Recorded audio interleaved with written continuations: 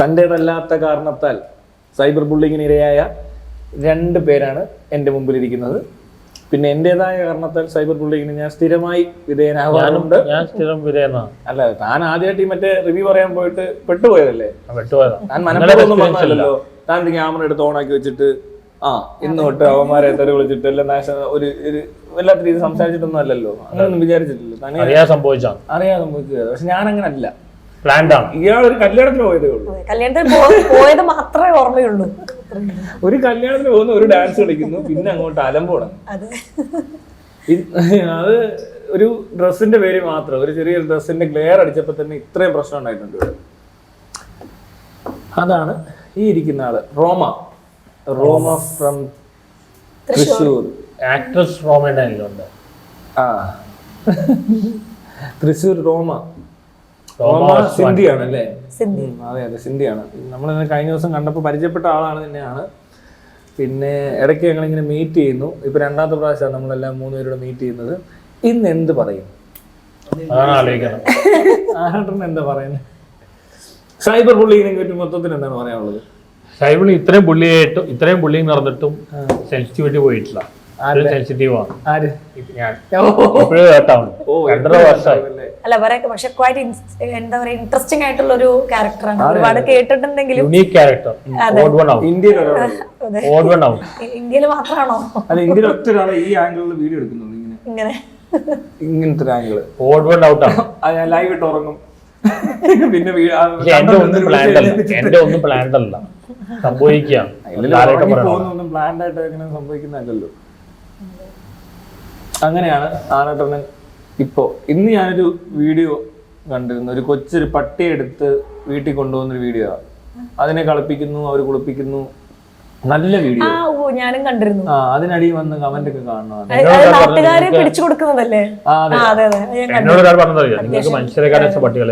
എന്നിട്ട് അതിനകത്ത് ആ കൊച്ചെടുത്ത പട്ടി ഇതിനെ സംബന്ധിച്ച് ആൾക്കാർ പറയുന്നത് അറിയേക്കാം. ഏതാണ്ടൊക്കെ പറയുന്നു, ചുമ്മാ കച്ചറ വർത്താനം. അതൊക്കെ ഇവിടെ നടക്കുന്നത്. അപ്പൊ ഇത് വെച്ചൊക്കെ ഈ ഹോട്ടലിനെ വെച്ച് പറയുകയാണെങ്കിൽ അത് പറഞ്ഞേക്കാം, ഈ ഹോട്ടലിലാണ് ഏറ്റവും ബെസ്റ്റ് ബിരിയാണി കിട്ടുന്നത്. ഏറ്റവും ബെസ്റ്റ് ബിരിയാണി ഈ ഹോട്ടലിലാണ്. സമയം കഴിഞ്ഞു, അല്ലെങ്കിൽ ഒന്ന് ബിരിയാണി കഴിച്ചു നോക്കായിരുന്നു അല്ലേ? അതെ അതെ അതെ. ഞാൻ പോകാത്ത ഹോട്ടലിലില്ല, അതുകൊണ്ട് എന്റെ എക്സ്പീരിയൻസിൽ പറഞ്ഞല്ലേ ഇത്രയും നല്ല ബിരിയാണി കിട്ടില്ല. എല്ലാ ഹോട്ടലിലും പോകും. അപ്പൊ ഇന്നലെയല്ലേ പറഞ്ഞ ബെസ്റ്റ് ബിരിയാണി അവിടെ കിട്ടുന്നത്? അല്ലല്ല, അവിടെ വേറെ മന്തിയാണ്. ഇവിടുത്തെ ബിരിയാണി നോക്കിയിരുന്നോ? റോമ ഇൻട്രൊഡ്യൂസ് ചെയ്തു. ഞാൻ സെൽഫ് ഇൻട്രൊഡക്ഷൻ ആണല്ലേ? ഓക്കെ, എന്റെ പേര് റോമ മൻസൂർ. തൃശ്ശൂരിൽ നിന്നാണ് വരുന്നത്. പക്ഷേ തൃശ്ശൂരുകാരി അല്ല കേട്ടോ, ബോംബെക്കാരിയാണ്. നോർത്ത് ഇന്ത്യൻ ആണ്, മലയാളിയല്ല. പിന്നെ എങ്ങനെ മലയാളം പറയണു ഇത്രയും ഫ്ലുവൻ്റ് ആയിട്ട് പറയുന്നു പലരും ചോദിക്കാറുണ്ട്. പഠിച്ച് വളർന്നത് ഞാൻ തൃശ്ശൂരാണ്. സോ അങ്ങനെ എൻ്റെ ഭാഷയേക്കാൾ കൂടുതൽ ഞാൻ പറയുന്നത് മലയാളമാണ്. പിന്നെ പറയുവാണെങ്കിൽ പ്രൊഫഷണലി ഞാൻ സുംബ ഫിറ്റ്നസ് ട്രെയിനറാണ്. എനിക്ക് എൻ്റെ സ്വന്തം സ്ഥാപനമുണ്ട്, റോമ സുംബ സോൺ. അത് മാത്രമല്ല, പിന്നെ കൂടാതെ ഞാൻ ചെയ്യുന്നത് ഭിന്നശേഷി കുട്ടികളുടെ, അതായത് സ്പെഷ്യൽ കുട്ടികളുടെ ഫാഷൻ ഷോസ്, കൾച്ചറൽ ആക്ടിവിറ്റീസ് അങ്ങനെയൊക്കെ ആയി പോകുന്നു. അപ്പോൾ അതിന് വേണ്ടിയുള്ള ഒരു സ്ഥാപനമാണ് ഏഞ്ചൽസ്. അതിനെ മുന്നോട്ട് കൊണ്ടുപോകാനാണ് എന്താ പറയുക ഫോക്കസ് ചെയ്തുകൊണ്ടിരിക്കുന്നത് ഇപ്പോൾ.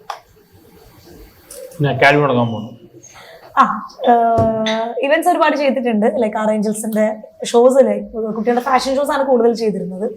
ഇപ്പൊ ഞാനൊരു അക്കാഡമി, എന്താ പറയാ, ഏഞ്ചൽസിന്റെ തന്നെ ഒരു അക്കാഡമി ചെയ്യാൻ പോകുന്നത്. ലൈഫിൽ ടേണിംഗ് പോയിന്റ് അത് പറഞ്ഞേക്കാം. ടേണിംഗ് പോയിന്റ് എന്ന് പറയുമ്പോ ലൈക്ക് എന്താ, വേറൊരു സ്ട്രീം കൂടെ പോയിക്കൊണ്ടിരുന്നല്ലേ പെട്ടെന്നല്ലേ ഇതിലേക്ക് മാറി? പെട്ടെന്ന് വെച്ചാൽ പണ്ടേ എനിക്ക് ഡാൻസിങ് ഭയങ്കര ഇഷ്ടമാണ്. So dancing ഫീൽഡായിരുന്നു.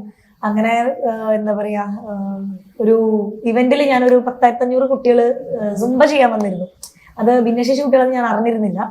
സോ അങ്ങനെ ഇച്ചിരി എന്താ പറയാ, അവര് ഒന്ന് കൂടെ കളിക്കുന്നൊക്കെ പറഞ്ഞ് ഞാൻ ഇച്ചിരി കമ്മ്യൂണിക്കേഷനിൽ കുറച്ചൊരു എന്താ പറയാ, ഇത്തിരി ഹാർഷായിട്ടൊക്കെ ഒന്ന് സംസാരിച്ചപ്പോൾ റൂഡായപ്പം അവിടുത്തെ ഒരു സിസ്റ്റർ പറഞ്ഞു, ലൈക്ക് ഇത് കുട്ടികൾ കേൾക്കാൻ പറ്റില്ല, അവർക്ക് സംസാരിക്കാൻ പറ്റില്ല. സോ അതെനിക്ക് ഭയങ്കരമായിട്ട് ഒരു ഹേർട്ട് ചെയ്തു. കാരണം അത്രയും കാണാൻ ഭംഗിയുള്ള കുട്ടികളാണ്, നമുക്ക് ഇമാജിൻ പോലും ചെയ്യാൻ പറ്റില്ല. ലൈക്ക് അവർക്ക് അങ്ങനെ കേൾക്കാനോ ഐ മീൻ സംസാരിക്കാനോ കഴിവില്ല എന്ന്. അങ്ങനെ എന്താ പറയാ, അതൊരു ഭയങ്കര ഒരു ഇമോഷണൽ ഒരു നിമിഷമായിരുന്നു സത്യം പറഞ്ഞു കഴിഞ്ഞാൽ. അതെനിക്ക് എൻ്റെ ലൈഫിൽ ഒരിക്കലും മറക്കാൻ പറ്റാത്ത ഒരു പോയിന്റാണ്. അങ്ങനെ ഇരിക്കുമ്പോഴാണ് ലൈക്ക് എന്താണ് ഇവർക്ക് വേണ്ടി സംതിങ് ഡിഫറെന്റ് ആയിട്ട് ചെയ്യാൻ പറ്റുക. അപ്പോൾ ലൈക്ക് ഞാൻ 2 തവണ മിസ്സസ് കേരള ടൈറ്റിൽ വിന്നറാണ്. അപ്പൊ ഞാൻ ആലോചിച്ചു എന്തുകൊണ്ട് നമുക്ക് ഈ മക്കളെ ഫാഷൻ രംഗത്തേക്ക് കൊണ്ടുവന്നുകൂടെ. ഒരുപാട് ലൈക്ക് പാരന്റ്സ് ഒരുപാട്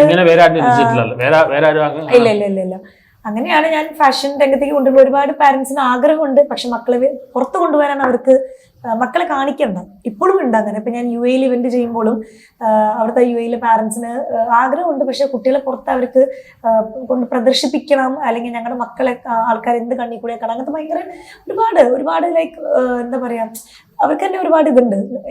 അവരിങ്ങനെ വീടിൻ്റെ ഉള്ളിൽ ഒതുക്കി നിർത്താതെ ശരിക്കും നമ്മൾ അവരെ സമൂഹത്തിലോട്ട് കൊണ്ടുവരണം. അത് ഒരുപാട് മാറ്റങ്ങൾ വന്നിട്ടുണ്ട്.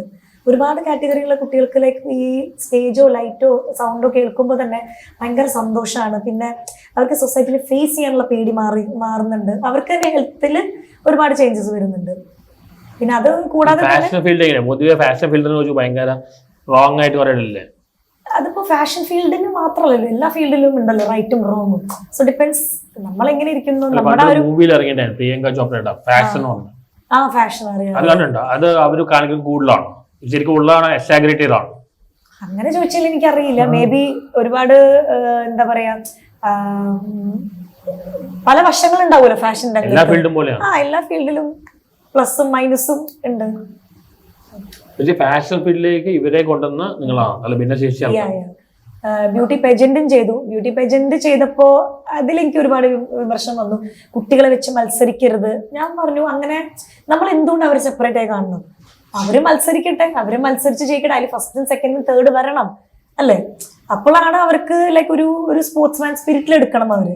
അതിൽ കുറച്ച് എനിക്കൊന്ന് കാലിക്കറ്റ് ചെയ്തൊരു ഇവന്റിലാണ് ഇങ്ങനെ ഒരു ചോദ്യം വന്നത്, മത്സരത്തിന് എന്തിന് മക്കളെ ഇറക്കി എന്ന് പറഞ്ഞിട്ട്.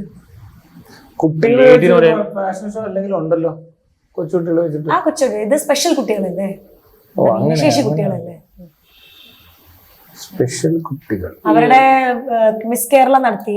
അതുകൂടാതെ പിന്നെ വീണ്ടും ഒരു മിസ് കേരള നടത്തി. അപ്പൊ നമ്മൾ അതില് ഭംഗി മാത്രമല്ല നോക്കുന്നത്. ഇപ്പോ തന്നെ നടക്കാൻ കഴിവില്ലാത്തവരും പറയാൻ കഴിവില്ലാത്തവർ പാരന്റ്സ് വന്ന് സപ്പോർട്ട് ചെയ്ത് അവര് ലൈക്ക് അവരുടെ ആ ഒരു ഭാഷയിൽ പറയുന്നത് പാരന്റ്സ് നമുക്ക് എക്സ്പ്ലെയിൻ ചെയ്തു തരും.